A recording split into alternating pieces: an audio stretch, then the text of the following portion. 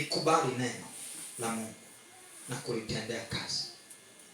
Ili msingi uwe imara, likubali neno la Mungu na kulitendea kazi. Wengi wamekuwa wakisikia neno. Tumehubiri mahubiri mengi. Mama amekuja na makarabasha mengi hapa katika masomo mengi. Hata mimi kule na madaftari mengi mpaka ya 2020, ya 2016, lakini watu wengine haijawasaidia.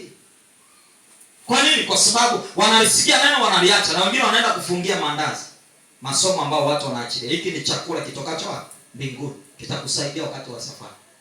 Kuna mahali utafika, hatutakuwa pamoja, lakini utalikumbuka ile neno. Bwana Yesu asifiwe. Na walimu wanapofundisha. Sababu neno linapokuja, mimi nilichofundishwa na walimu wangu kwamba unapolisikia neno, unaona ni zuri, lifanyie nini? Kazi. Yakobo anasema usiwe msikiaji, uwe mtendaji wa nini? Wa neno. Kwa hiyo hapa nimeandika ili msingi uwe imara, likubali neno la Mungu na kulitendea nini? Kazi.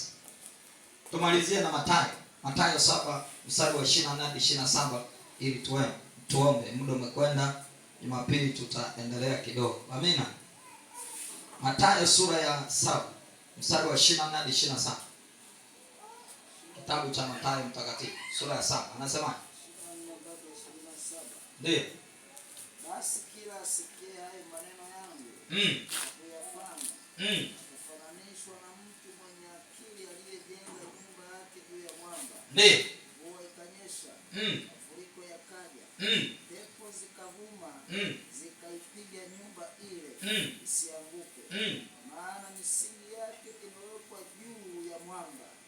Na kila asikiaye hayo maneno yangu asiyafanye atafananishwa na mtu mpumbavu aliyejenga nyumba yake juu ya mchanga. ndio, Mvua ikanyesha, mafuriko yakaja, pepo zikavuma, zikaipiga nyumba ile, ikaanguka, nalo anguko lake likawa kubwa. sio mimi jamani.